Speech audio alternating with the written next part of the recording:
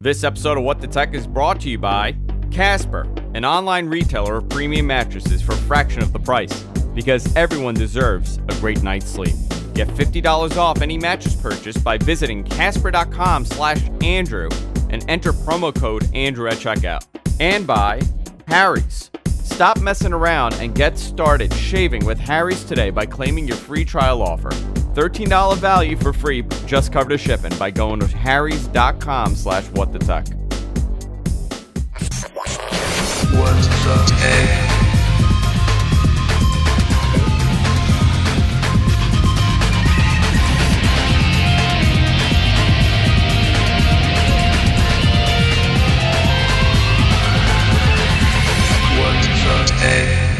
Hey everybody, welcome to What the Tech. I'm Andrew Zand. Of course, I'm joined by the one, the only, Mr. Paul Thurrott. How you doing, Paul?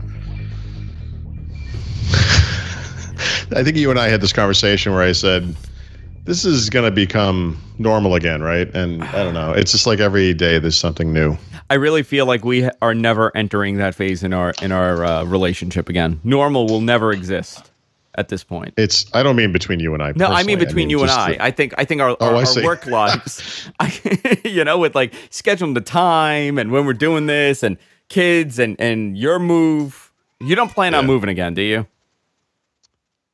No, I mean, not anytime soon. Okay, good. Thank God. Yeah, we're gonna pump 30 grand into this house and then leave. Yeah. Well, listen, you never know. Guys, I will apologize in advance. My kid is running around here because we've moved the time to 1 o'clock, and we did not have someone to take her today. Normally, when I do the show, we have a relative kind of babysit for a little bit. My dad is watching her in the living room, and my son, and the living room is right here. So you will hear random yelling every now and then. I want you guys to totally ignore it and block it out.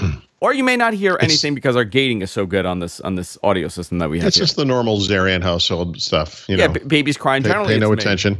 Generally, it's me crying. But Paul was in New York for the Apple announcement. We hung out. I guess we did live tweeting together. Mary Jo Foley, Paul, and I were sitting there. Mary Jo Foley had no interest in what was happening. And Paul and I were going back and forth. I was trying to distract him the whole time. And I was making fun of him while he was doing a live tweeting. So we experienced the event together, which is something that we've never really done in person. We've never experienced the event together. Cried. We did laugh. We did cry. And we also observed some things that a lot of people have not really picked up on as much as I thought they would. I want to talk about all of this, obviously, and a whole lot more. But I want to talk about our sponsor, Casper, before we go into anything. Paul, you bought a Casper mattress. I have a Casper mattress. I think you might be getting another Casper mattress because of the great quality and craftsmanship of these mattresses. I'm going to tell you, I have been sleeping on a Casper mattress for 2 years, and I say this all the time. And I personally, listen, a doctor would say whatever works, works. I personally think the Casper mattress fixed my back. This is not part of the copy. I'm not endorsing it as something that's going to fix your back, but I have 4 herniated discs. And since I started sleeping on the Casper mattress, it really was a major, major change for me because my mattress was way too small, way too soft originally. And this is the perfect, I guess, firmness for me. You can save an additional $50 towards a mattress purchase by going to casper.com/Andrew and entering the promo code Andrew at checkout. That's casper.com/Andrew. I want to thank Casper for supporting the show. Paul, let's talk about this Apple event, huh? Which one do you want to? Where do you want to begin with the Apple event? That's the question. Oh boy. Well, by the way, I just want to mention I am hearing echo again, and I should say you asked me earlier if there was a difference in my office, but actually there is because I'm using a different computer. Maybe you mic'd this wrong. Maybe you connected the wires wrong. No, it's nothing like that. I think it was a very typical Apple event. And there's lots of good and bad that comes with that. The Apple's got a real hubris problem that they just cannot shake. I mean, they make me almost sick to my stomach. I mean, how terrible they can be. The products themselves were kind of up and down. I got to say, for the most part, they ran from the one thing I'm truly excited about, which is the Apple TV 4K, to the completely ambivalent, the new Apple Watch, couldn't care less. And then the phones, which of course I'm very interested in, but both are disappointing in different ways. You know, the iPhone 8 series is a carbon copy of last year's iPhone 7. Should have been called the 7S. I think that's disingenuous on a new level for Apple to name it iPhone 8 as if it were some giant leap. Old-fashioned looking, big forehead, big chin. A couple of much-needed improvements. I think did they add True Tone to the display? I think they did, but if they didn't, I believe glass they back did. I believe they did. Yeah, wireless charging, which is great. They bumped up the minimum storage, but they also bumped up the price without even mentioning it. My connection is crappy. I'm really sorry. No, it's okay. I can hear myself echoing back again. So I have to tell you, looking at the iPhone 8, I actually was a little surprised how they handled this, right? Because the iPhone 8 should have been the big announcement for them. It's always that. That's always the big announcement. I generally did not. I had an idea of what was going to happen, but near the end, when you realize that all they did was just rename the iPhone 7 into something else and just minor updates. I mean, that's been very Apple-like, but I think this was the big announcement that everybody was expecting for the iPhone 8, and then instead they jumped over with the iPhone 10. So no 9, huh? Well, is this like a tech thing now? Nothing in 9s? I mean, I just think that's a weird coincidence. I am not. What a bizarre thing. I don't care. Though. That doesn't bother me. That's fine. It's the 10th anniversary. It's cool. It's a big change. It's fine. Camera improvements. Obviously, it's small, gradual improvements here and there. And the thing that was surprising about the iPhone 10 is that it's not a significant change, right? It's a new design for the phone. It's actually smaller than the iPhone 8 Plus in size, but with a bigger display, which is cool. Right? Makes sense. Yeah. I mean, do we know what the aspect ratio of this display is? You know what? I think Suncast knows because we were talking about it this morning while I was getting coffee. So I'm not too sure what it is. I'm surprised this didn't get more play because obviously it must be a tall aspect ratio. If Samsung has 18.5 by 9 or however that works, I can't remember. But it's got to be something like that, right? It basically covers the entire front of the display of the device. A lot of people are freaking out over the Face ID. No more Touch ID on this iPhone. Why? So right. So here are the problems. It's interesting when the mainstream. First of all, this is not a bezel-less display. There's a bezel all the way around this thing. Sure. There's a notch at the top where they have all the sensors and stuff. I don't have a huge problem with that. Other phones have little notches and things, whatever. But it's going to bother some people. The lack of a Touch ID, I think, is a huge problem. I believe that they intended to put this into the screen. We're not able to make that happen. And they come up with this terrible design. So we'll see. Are you getting one? I don't know. I have a month and a half to decide because you can't even pre-order this thing until the 27th of October. And I got to be honest, right now, I don't see a huge reason to buy one of these things. In fact, the first gen, if you think about, the last times that Apple made a first gen iPhone, think of the problems because there was a problem every single time. iPhone 4. The iPhone 6, you could bend it and snap it in half. The iPhone 4, the intended design was so bad you couldn't make phone calls if you held it a certain way. And the one before that was the original iPhone. We don't have to go through the litany of problems that thing had. It was, it was magical in its own way, but it also had all kinds of crazy problems. So here we go again. We're going back to 1.0. And do you want to buy this thing? I got to be honest. For the price, that's actually a very good. No, not really. Yeah. So I found it very interesting. So we cover technology, and the people that we follow cover technology. But over the last couple days, Facebook and Twitter, the people that don't cover technology, have been very fascinated by this device. And the comments that people are making is so interesting to me. The obsession with the Face ID and how it's going to work.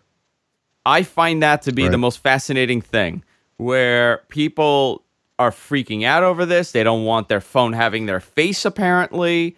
What are you going to do if your face changes, which is actually a valid question. What are you going to do if, something happens? But people have to realize you don't need to do the Face ID. I'm sure it's going to have a PIN option or a code option, right? I mean, this isn't going to just rely on your face to work. Of course. But there's a fallback, nobody wants guys. to listen. Andrew, there is not an iPhone user alive who wants to enter a PIN on their phone. We've been using Touch ID for 5 years or whatever. Do you think it's going to be that big of a deal for people? Not for the Touch ID compared to Face ID? No, I don't know. All I know is that facial recognition has never worked for any other company. So if they can solve this and make it actually work, congratulations. But if anyone who's used this knows, you sit there with the phone and you try to get it to recognize your face and it never does, and it's frustrating. It didn't work in the demo for them. No, but that was just that wasn't the technology that failed. It was just the sign-in thing. I'm most likely going to get this for my work phone, but I don't know how I should feel about it. I'm a little confused over the lack of improvements other than a display in this thing. Is there any difference between the camera in the iPhone 10 and the iPhone 8?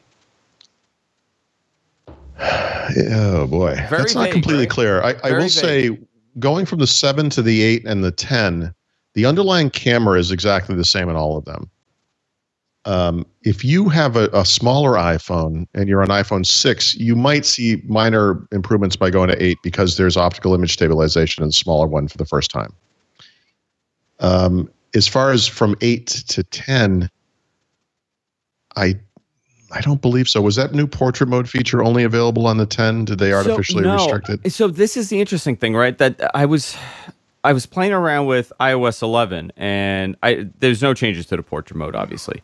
But I guess maybe gradual, whatever changes would be slight improvements. But that setting where you could do like the backlight and the front light, there's none of that exists in iOS 11. So I'm guessing it's tied to the hardware in the iPhone 8 Plus and the iPhone 10. But I'm guessing... I don't believe that the hardware is actually any different between them, but I could be wrong. These things require a lot more time to kind of figure out what's happening here. Yeah, I'm looking at this. I'm looking at the comparison here. So, has the size comparison, the display comparison. Okay, so the displays... I'm trying to find anything with the camera, and they were so vague about the camera. I believe it's the same camera. Right? The iPhone 8 has a 12 megapixel wide range camera. I want the 8 Plus. Yeah, this is not a proper article to read. This is not a proper article. This is Forbes, and I don't know why I'm wasting my time with that Forbes. I don't know. I'm actually very surprised at the lack of information that's been put out there. They were very vague, and that kind of, to me, means that there's not going to be too much of a difference between the camera quality between the iPhone 10 and the iPhone 8. And essentially what you're paying for is this edge-to-edge OLED display. 5.8 of course. Display. Did they discuss the battery life? That's the other question that I have. On the iPhone 10? Yeah, battery was given a very short thrift. In fact, the one weird note about the battery was at some point, whoever it was demonstrating the Craig Federini maybe. Yeah. Or Phil Schiller, doesn't matter. But one of the guys said, he said, obviously with facial recognition, the battery life's going to be impacted. So we put in a bigger battery or something. I was like, wait. Obviously, what are you talking about? They put a big, but it's this a smaller thing impacts form factor. The battery. Yeah, it's a smaller form factor as well. Yeah, I thought that was kind of an odd. So here we go. All three new iPhones: iPhone 8, iPhone 8 Plus, iPhone 10. Same processor, same 12 megapixel camera, same 7 pixel selfie camera. Right. You have same video recording capabilities, wireless charging, the hardest glass ever in a smartphone, back and front. IP67 Amazing. water and dust resistance, same across the board. Same maximum screen brightness, 3D touch, fast charging on both, and the same storage capacity. All right. So I can't speak for the rest of the planet. I know a lot of people are going to be taken with the design, especially guys who've been stuck on an iPhone for a while and they haven't been able to, take advantage of these new, bezel-less designs and so forth. But when I pick a phone, whether it's an iPhone or an Android phone, I always pick the one that has the better camera, right? So for example, on the iPhone side, I've picked the Plus version for the past 2 revisions because that camera included benefits over the normal camera. Yeah. So here's the interesting thing, okay? In emoji and portrait mode on the selfie camera on the iPhone 10, all the sensors will make Face ID possible, and you're using emojis and moving around. Okay, blah, blah, blah. Oh, here we go. The telephoto portrait lens on the iPhone 10's dual camera has better aperture than the 8 Plus. Yeah, so there is a slight difference. The telephoto portrait lens on the iPhone 10 is it's versus the aperture 2.4 versus 2.8. So it is slightly better. Okay. But really, for aperture, I mean that's. Well, remember last year I think it was on just the Plus, they had 1x optical zoom, and I thought, okay, great. Next year they'll have 2 or 4 or something, and we'll go from there. Nope. Like that stuff hasn't really changed. I mean, I think the core camera hardware has not changed. I know they talked about minor differences and whatever, but they really. It seems like Apple every once in a while will make a big jump on the camera, and then they kind of coast for a while.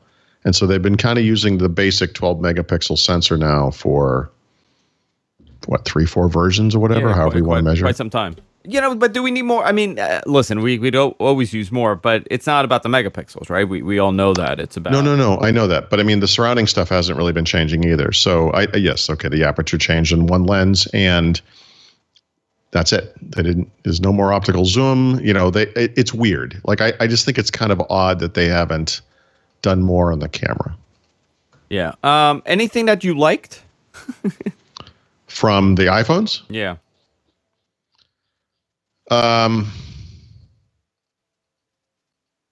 No, not really. Honestly, there are a lot of negatives on the new iPhones. There are fewer colors across the board. The iPhone 10 only has 2 colors. I think it's silver and black, basically. The iPhone 8, I think, only has 3 colors, meaning it dropped 3 colors. You don't get product red this year. You don't get that whatever that shiny black was, which was terrible, and you also don't get what do you call it? Rose gold. Those are all gone. So the iPhone 8 is only 3 colors. The iPhone 10 is only 2 colors. Okay. I don't feel like the iPhone 10 goes far enough in many directions, including true bezel-less front display. Display. They don't have no sense of a curved screen of any kind. I mean, this is like Apple. This was Apple's moment to kind of catch up. So they did in some ways, but not in so many others. And I find that to be very frustrating. They did in the most Apple way ever. Yeah. The iPhone 8 is particularly embarrassing. It's just such an S update. And if you have an iPhone 7 of any kind, upgrading to one of these phones makes no sense. It seems like the push now, and listen, I'm sure there's slight revisions to the hardware, maybe within the firmware, but it seems like the push now is software. They're kind of crippling you with what features you get, because the difference between the iPhone 7 Plus and the iPhone 8 Plus is not tremendous at all, but you are lacking some features, especially with the camera. Yep. So if this is their new model, where they kind of, control you via the software and force you to do updates, they're saving money on production costs. R&D doesn't have to kind of. Why on earth does the richest company on earth need to save money on anything? Well, that's how that is ludicrous. That's ludicrous. You could build additional cost into so many different components in these devices, and Apple would still make more money than every company you've ever heard of. Like, it makes no sense. I can't. It's hard for me because I really, the iPhone until this year has been good, and I've had an issue. I've had issues with my iPhone 7 Plus, which have triggered some doubts in my mind. Plus, like we've been talking about, Android's been getting better and better with each release. The devices themselves have gotten a lot better, especially kind of the innovative bezel-less curved screen display things we see from places like Essential and Samsung and others.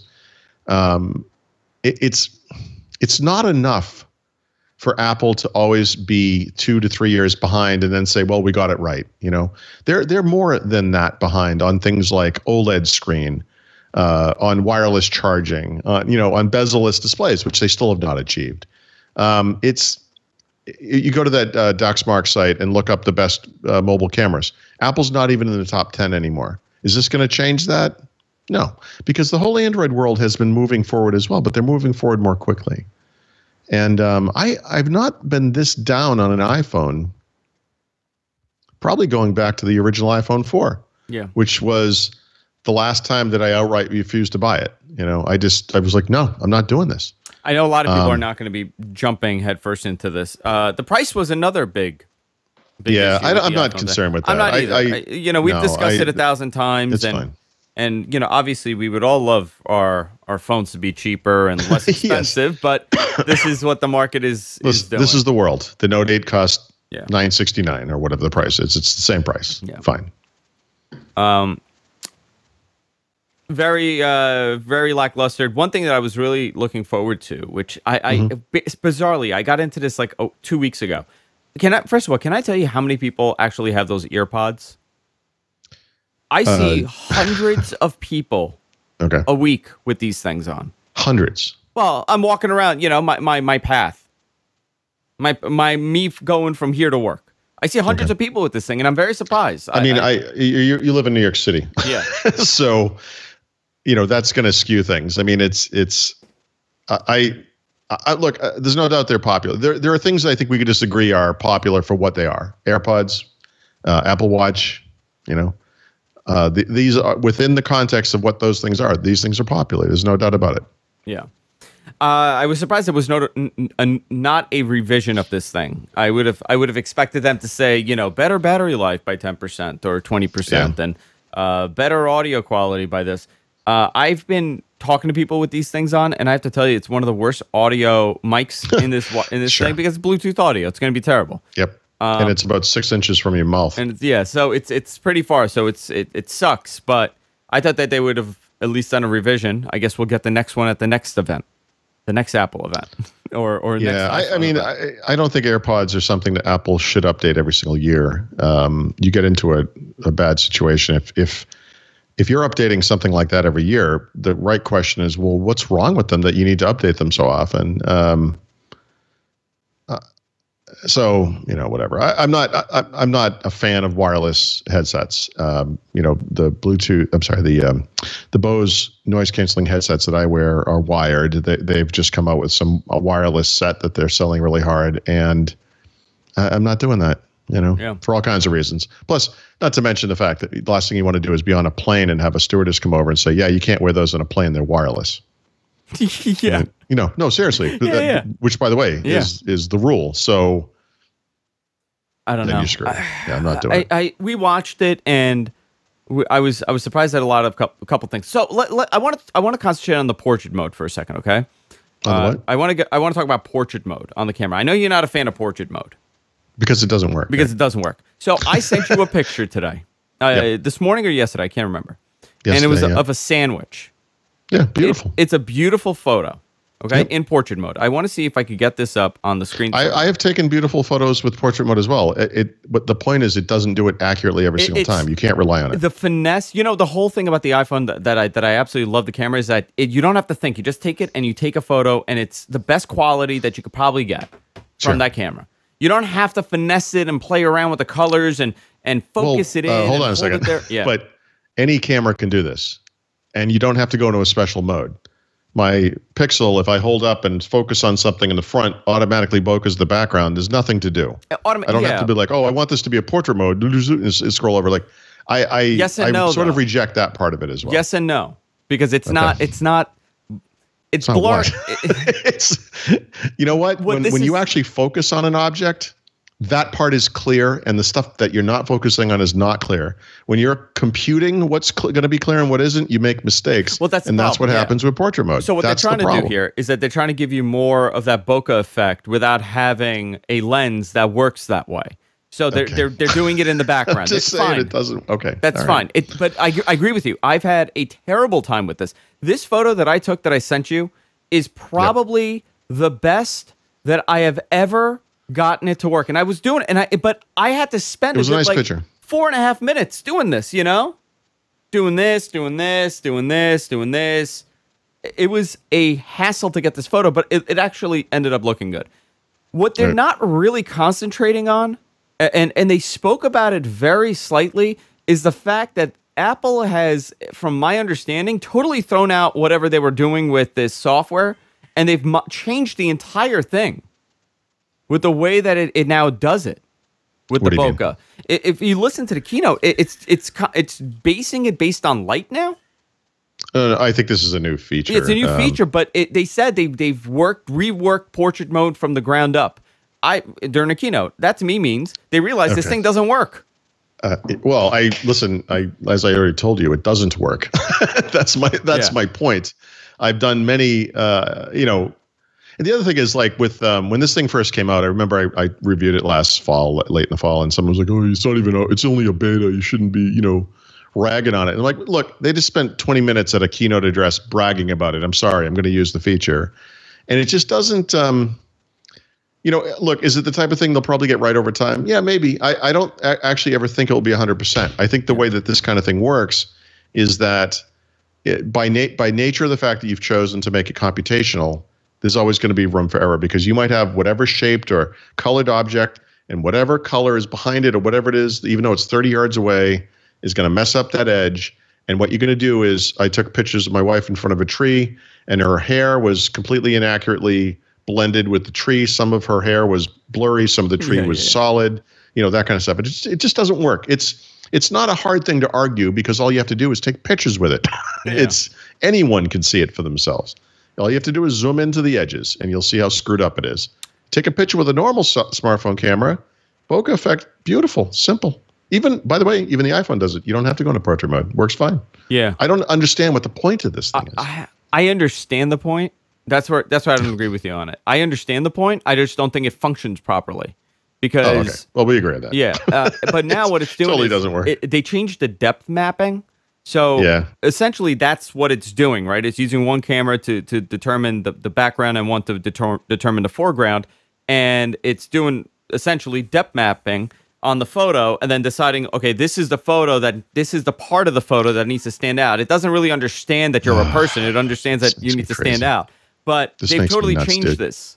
So I just took a picture that has multiple errors. I mean, it's so not right. Well, you need the perfect lighting.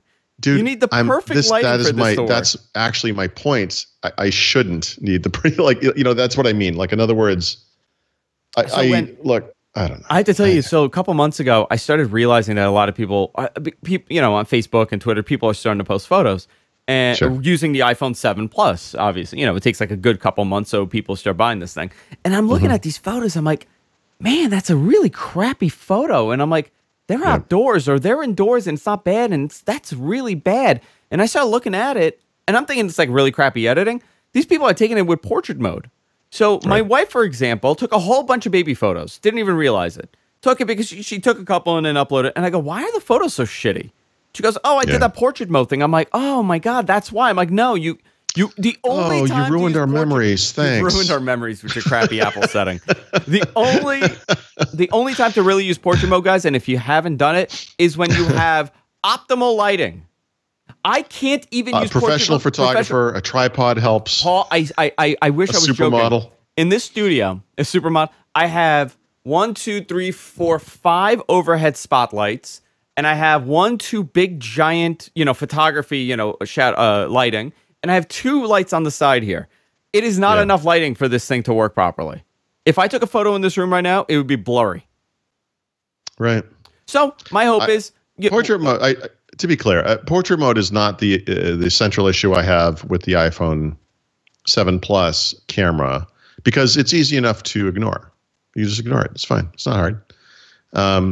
There's a lot more going on, but when you have a dedicated mode and it's literally called portrait mode, I have a feeling that they're focusing on light, if you'll pardon the pun, in this version was purposeful because in the sense that it addresses the problem with portrait mode, that maybe if you can illuminate the face of the person you're taking the portrait with, it probably makes it easier to remove the background or to bokeh the background or whatever it is you might want to do.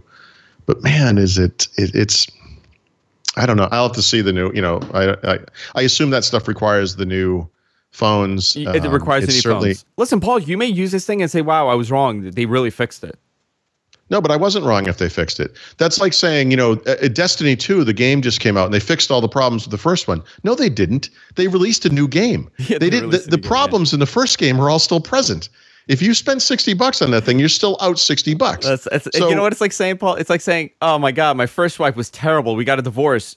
I fixed my marriage by finding a new wife." Yeah, I fixed it. I fixed it. I fixed her.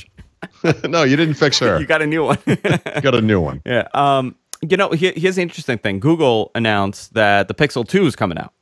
October 4th will be the announcement, so probably late October will be the day. Yep. Very excited. I'm going to be honest with you. I follow technology and I talk about it for a living, and I always say I'm an enthusiast and I'm not an expert, but I am always up on these things. I really missed that Pixel boat. I did not realize what good of a phone this is, or how good of a phone this is. I really didn't understand it until recently with people that I've been speaking to that are Pixel owners and genuinely love the phone. The camera, I'm shocked that it's the best camera on the market. What do you have to say about the Pixel 2? Anything? Well, I mean, I'm looking forward to this one personally, right? So if this meets a few criteria for me, this is almost certainly the phone I'm going to buy. Yeah. They could screw it up. It is Google, It doesn't have a dual lens, dual camera. Yeah, but I got to be honest. That's not a super big deal to me. All it has to do is be as good as the original Pixel camera, which is superior. So I don't need tricks and stuff. As long as it works as well as the existing one, that's enough. I would like bezel-less, chinless, foreheadless, wide aspect ratio. Yeah. I thought you were going to say wide something else. No, I want that kind of thing. Yeah. 5.9, the XL will probably be almost a 6-inch display. Yeah. So this is via XDA, which is pretty reputable. Yep. They're mentioning that it's a 1440p display, 6-inch phone. This could see a shift back to the Nexus 6 size. Okay, so 1440p is a little interesting because I could be wrong, but I think the original Pixel, the XL, is 1440p, which is which I think is quad HD, like QHD. I think it's 2560 by 1440, I think. So in comparison, the Galaxy S8 Plus is a 6.2-inch display with 2960 by 1440. Right, but the aspect ratio of that is very wide. 18 by 5 by 9. Right. Yeah. So if this thing is 16 by 9, that means it's going to have bezels, big bezels. It's just going to be like any other smartphone. Can I accept that for another year? I don't know. I got to be honest. I don't know. Because the thing is, I have options that supply superior cameras in Samsung Galaxy S8 Plus, in the Note 8. And do I want to deal with this? I like the pure Google image stuff that Google does, 2 years of updates, monthly security updates, at least 2 major version upgrades. Yeah. I really do like that stuff. Project Fi. Love Project Fi. I'm literally switching to Project Fi this week. In fact, if the damn SIM would arrive, I would have already done it. As your main carrier. Yeah. I have a lot bunched up in this new phone. And so if some of this stuff is off, it's going to be a real moment of truth for me because I'm not sure what I'm going to do. Yeah. Well, you have a Pixel XL, correct? Yeah. Okay. So your option would be the S8 Plus, the Note 8, or Yes. the iPhone 8 Plus, or the the iPhone 10. Yeah. So what if you're looking at this and this misses the target for you? Which one? Well, would remember. be? So first of all, we have a month and a half to go until the iPhone 8, 10, actually ships. Between now and then, people will review it, and we're going to find out how good this thing works, how good the facial recognition works, how good the camera is. I still don't think I'm going to go iPhone again, but I'm not going to be an idiot about it. I'm going to pay attention to that. I guess I could hang on to the Pixel I already have and use that for a while. It would certainly save myself almost $1,000 by doing so. That might be smart. That might be a smart thing. I'm not someone who makes smart decisions, but you never know. But yeah, I could go to the problem with the Note 8 and the other Samsung is that if I do that, either one of those or any other phone, if I go like with OnePlus or something, whatever decision I might make, I can't use Project Fi,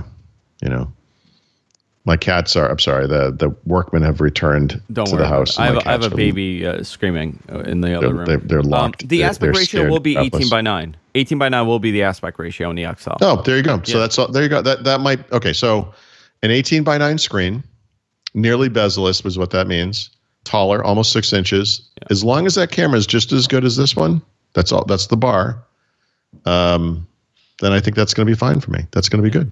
I'm excited. I'm curious about this because right now I'm in the position where I need to upgrade my S7 because it's falling apart. Yeah. And I'm not going to get the S8 Plus. If I am getting something, it's probably going to be the Note 8 because of the camera on that thing. Right. But if the Google Pixel 2, the XL2, is better, I'll most likely go with that one. But it probably will it be on Verizon? That's the question. They're universal, so yes. Okay. Yeah. I'm very interested in this, so it's curious about it. Apple TV, you were happy with, huh? Yeah, that was the one almost perfectly good news announcement from that event, right? The only non-good news with Apple TV is they're not changing the remote, which is terrible, but I didn't expect them to. This is what Apple does, of course. I have fixed my remote issues. Okay. I've taped it to my remote. Okay. So it's on the back of my remote now. That's Andrew. That's silly. That's not how you fix a problem. That doesn't fix the issue with the remote. God, I have it all wrong. Fixing marriages, fixing phones. Anyway, so the new Apple TV 4K HDR, perfect. But the best news, and it's not that expensive for an Apple device, and it's $180. For the 32 gig version that anyone would need. It's obviously more expensive than a Chromecast, than any of the other Roku, whatever, but not enough more expensive that anyone would care. And if you have all your content in the Apple ecosystem, screw it, this thing works great. Mm-hmm. But here's the one thing that really puts us over the top. Actually, there might be two. One is that if you have content that you've purchased from Apple and it's in full HD, which it would be, you get 4K HDR when available for free. So if and when those movies or TV shows or whatever are updated or upgraded to 4K, you don't have to do anything. You don't have to pay extra. You just get it. And so if you have a 4K TV, you get a 4K Apple TV, 4K content, bingo, perfect. That's good. We actually have hundreds of movies that we purchase for Apple. Yeah. Apple is the safest ecosystem for buying that kind of content. You know what? That really is. And that's I was surprised. I shouldn't have been surprised, but I was surprised that they said that anything in your catalog will be upgraded to 4K. Yeah, automatically. No, I was literally calculating how much would it cost if it was $5 or $10 a movie. Because if you go to Google today or to Amazon or wherever else you can buy these things, I've looked at the Google prices. A brand new movie at Google could be $14.99. It could be $19.99, just like you see at Apple. But a 4K version, $29.99. So this is going to radically alter the landscape for 4K content. This is a huge thing. Now everybody's probably going to follow this. Amazon should follow it. They're going to have to. Yeah. They're going to have to. So it's going to benefit everyone. So that's great. Yeah. But the other thing is, in my own kind of cord cutting experiment, what I basically discovered is that I can live without most live TV. The one exception to that is live sports. Yeah, me too. And that's kind of a problem. So for right now, we're able to watch sports on the services we have. I still have PlayStation View. I still have YouTube TV. But they're adding live sports to Apple TV, and isn't that interesting? Well, and so that, okay, so that how might are they be enough doing to put that? it over the top. How are they doing that? That's how the are they question. doing it? Yes. So I don't think they're doing anything different now. What do you mean? So the live sports thing, where it says, for Apple TV, I'm going to read what it says. Apple TV 4K offers you live content you care about, news and sports, but you still need a subscription to the service that you are watching the sports on. No, this is not. This is something that's not there. It's not happening now. It's coming next year or something. The live sports, because they have it on you. So they're showing. I know. I know. The thing that they announced is not what they have now. The thing they announced is something they're bringing out next year that will be actual live sports. And that you have to pay for, or it's automatically there? I don't know. I guess it could be paid for, but. Okay, so here we go. Apple TV to bring live sports into the Apple TV 4K. I want to see this because I understood it as something very different than you just explained. Okay. Yep. This is how we all learn, boys and girls. Well, okay. Apple today announced that it's bringing live sports to the Apple. This is TechCrunch, by the way.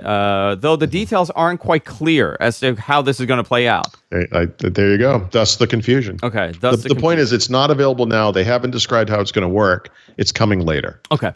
So my bet, I'm gonna put my money on this. It is not going to be a service that you pay Apple. it's going to rely on existing services, and it's automatically going to know that the sporting event is on, and it's going to be right on the top, and it's going to say, Paul, the Knicks are playing. You want to watch? And you're going to say, absolutely not. Right, which is the right thing to say anytime someone tells you the Knicks are playing. Yeah. Yeah, so we'll see. Remember, the way I presented this is a potential game changer, right? Yeah, and we've been disappointed. If they do this right, if they do it the way I think they might do it, this could change things for people. And for people like me who maybe only have live TV right now because of sports. So we'll see. I'm sure it's going to have to be location based. It's not like I'm going to be able to watch the local broadcast from Boston for my favorite sport. Why would you want to watch? I'm going to get it. It's going to be national. Maybe it's going to be whatever. I don't know. So we'll see. But, that Apple has wanted to do this TV service that they've never actually been able to make happen. Maybe this is the first step toward that. I don't really care. But what I do care about is being able to access live sports. And then I can cut out a $35 or $45 bill from one of these other services. I am very close to, they raised my cable price again. So now it's like $240 with cable and internet. And I have no idea. Paul, I'm going to tell you something. I haven't even watched TV. Like I always said, well, I got cable for the news. You know what I do? I go to YouTube and I go to live and I see all the people pirating. And I just put that on because it's easier for me to stay in the Apple TV or the Fire TV and then rather than switching to cable. Okay. So, I mean, it's so stupid considering you. First of all, I pay for YouTube TV and it's not available on the TV. All right. So can I read you from their press release? Yeah. How they describe the sports. First of all, sports are subject to blackout, live sports. So that tells me it's actual live sports. But anyway, sports fans in the United States will be able to track their favorite teams and get on-screen notifications whenever they're playing, as well as see all the teams, leagues, and sporting events currently playing through a dedicated sports tab. Later this year, the TV app is making it easier than ever to watch and get updates about live sports just by saying, what's the Warriors game or what's the score of the Cubs game? Yeah. So what I hear from that is exactly what they're doing with their TV feature, where it knows the stuff that you're into based on the app that you have installed. So if you have the NBA app, the MLB app, the ESPN app, the CBS Sports app, and you are logged into these based on your cable provider, Apple's going to say, hey, you're in New York, you like the Knicks, or it's going to ask you, what sporting teams you like. And if it's airing on any of these apps, it's going to pull it in the front of your, I guess, Apple TV. Actually, it's funny because the way they presented it at the keynote, it seemed very interesting. And the way I'm reading it here, it seems even less interesting. Yeah, no, because it almost suggests like, you'll be able to see some live sports. You're not going to watch the game.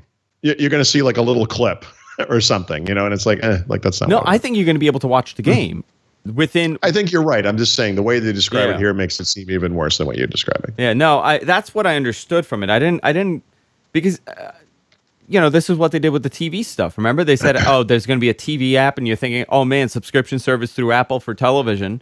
That's great. And they pretty much told you, no. We're just aggregating everything. We're a distribution hub for all the apps and all the shows that are on right now, which is stupid if you think.